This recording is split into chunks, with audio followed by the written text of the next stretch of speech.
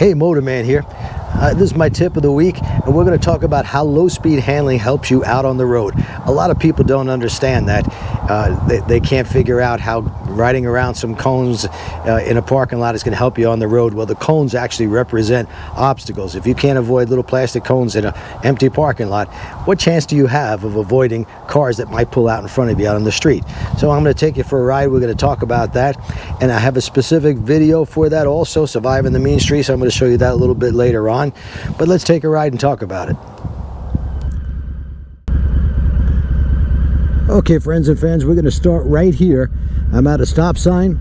I'm going to make a right-hand turn, and I check to the left. Nobody's coming. I turn my head to the right, but if I want to make the most sharp right turn I can make, in other words, I don't want to come anywhere near the center of the road, especially if it's a car is coming down that way.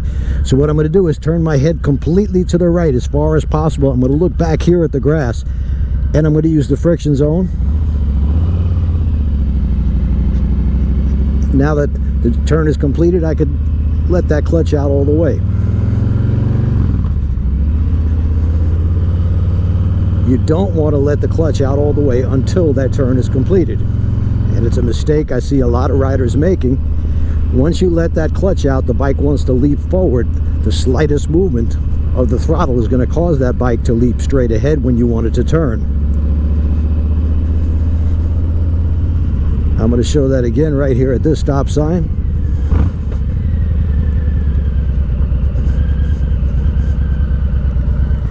Nobody's coming. I look to the left.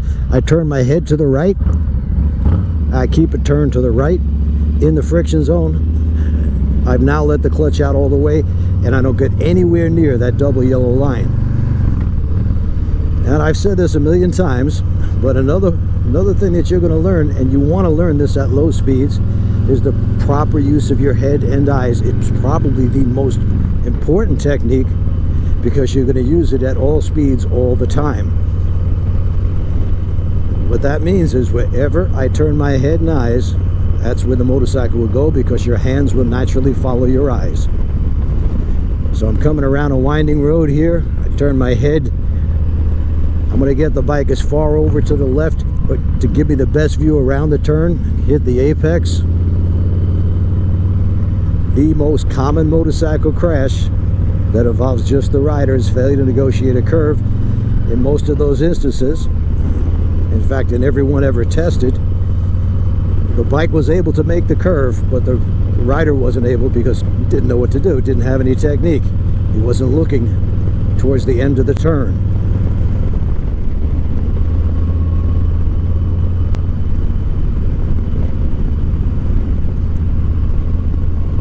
Head and eyes has got to be the most important thing. You got to know where to look and when to look there. Now in my rider course, we do that by having the riders focus on a particular cone. I put a green tip on some of the cones, and I tell the riders you need to find that green tip before your brain tells you, because your brain, think of it as the devil on your shoulder, is lying to you. Everything your brain tells you is the exact opposite of what you should actually be doing.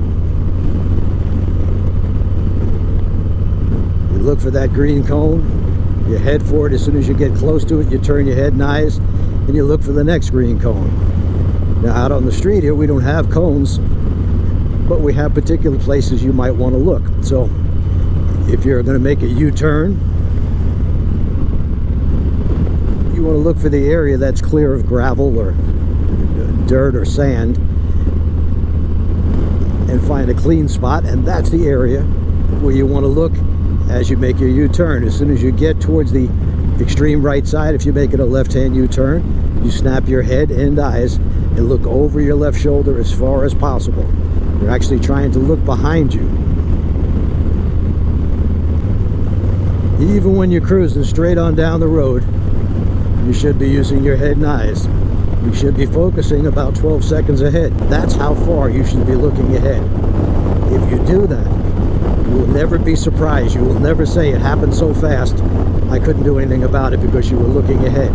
And when I'm looking straight ahead on this straight road, my peripheral vision can also see the road surface. I can see if there's sand or dirt in the way. I can see everything. I don't have to be looking down to see it. I'm looking right in front of my motorcycle. Whatever's happening right in front of your tire, there's nothing you can do about it. It's too late.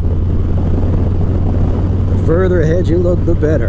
And I know in traffic sometimes that's difficult, but you want to position your motorcycle in traffic so that you have the best view ahead. If you got a big SUV in front of you, get to one side or the other of it to give you a better view. Notice ahead what's going on. If you see you're cruising along at 50 and you look ahead, you see brake lights suddenly come on, well, you know something's coming up. Cover those brakes. Get ready to apply your brakes as well.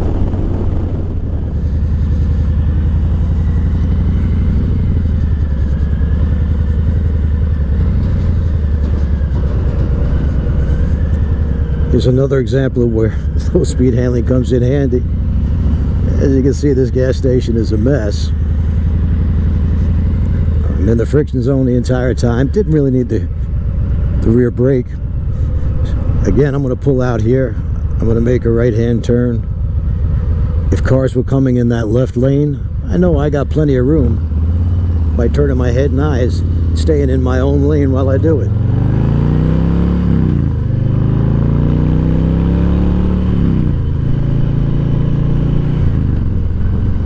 If you're not good with the clutch and throttle, it's going to be a problem for you.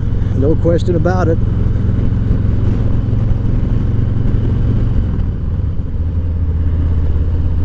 I can't see all the way around this turn, so I'm going to stay to the outside and take what we call a late apex. Head and eyes. Very important. If you've ever seen the Tree of Shame at the tail of the dragon, that's it's got motorcycle parts nailed all over this tree from the people who didn't know how to use their head and eyes properly. Now I'm going to make this left-hand turn here, and I've seen this as well. I'm going to turn my head further to the left than I have to because I don't want to go into the grass, and I have seen people do that. So I turn my head and eyes, easily make this turn with plenty of room. I saw somebody do that actually on a 50cc scooter once in Daytona. They rent these scooters there, and the guy couldn't make the left-hand turn. Unfortunately, it wasn't grass, it was a curb, and he hit the curb, and I mean, he went off that scooter. It was a terrible thing to see. Don't let that happen to you. Learn how to use your head and eyes, and learn it at low speeds under controlled conditions.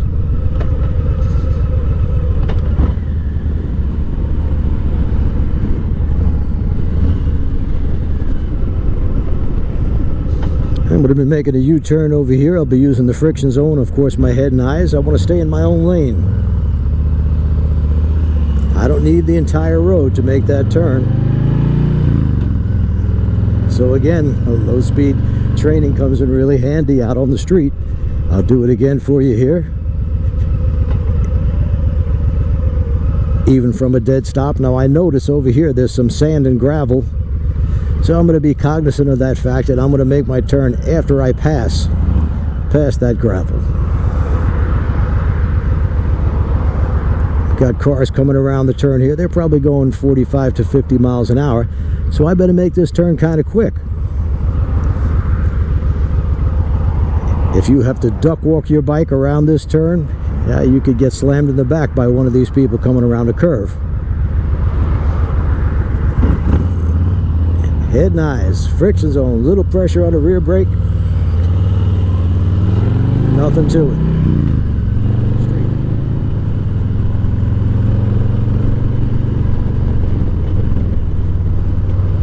Now you could practice all these techniques right out on the road. You could find a busy intersection and see how good you are at avoiding the car that turns left in front of you. But if you screw up, and you will, you could get seriously killed. I would think you want to avoid that. So you practice your leans, turns, and swerves at low speeds under controlled conditions, not in the middle of a busy intersection. And by the way, for those of you who don't know, I've got 22 schools around the country. If you go to my website, ridelikeapro.com. Click on training locations. You'll find where all the schools are. If you want to train at my class, I teach here in Newport Richey. Just click on Classes with Motorman. We'll be back at our regular training center after July 1st. The school is opening back up for us. And of course, to get one of my videos like Surviving the Mean Streets, ridelikeapro.com. We've got DVD, we've got downloads, and recently we've added the USB where you get the new Ride Like a Pro video, the most comprehensive video I make, runs about 2 hours long, and Surviving the Mean Streets on USB, so you could plug it into your phone when you go out to practice. $34.95 for those two videos, or you could get the download version or DVDs, either one. We still have the special of the DVD Shortcuts to Riding Like a Pro and Surviving the Mean Streets combination, 2 DVDs for $20, but that's not on the website. You got to call 866-868-7433 to get that deal. You got to do it between 9 a.m. and 9 p.m. Eastern Standard Time. So I hope you enjoyed this. I hope I allowed you to understand a little bit better why you should be an overall rider, a rider with skills at all speeds, and you want to learn these skills at low speeds, where the worst that could happen is a little tip over. If you make a mistake out on the street, I guarantee you it's going to be more than a little tip over. You're going to get hurt. Till next time.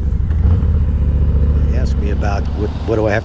Please get your finger off there. I don't have my finger. I see your finger on there. So don't hit record, right? It's already recording. All right. So what button are you going to press? I'm not going to press anything. You promise? Yeah. Raise your right hand. I can't. My finger's on the camera. Get it off there. I'm holding the camera. I cannot do it. Just go.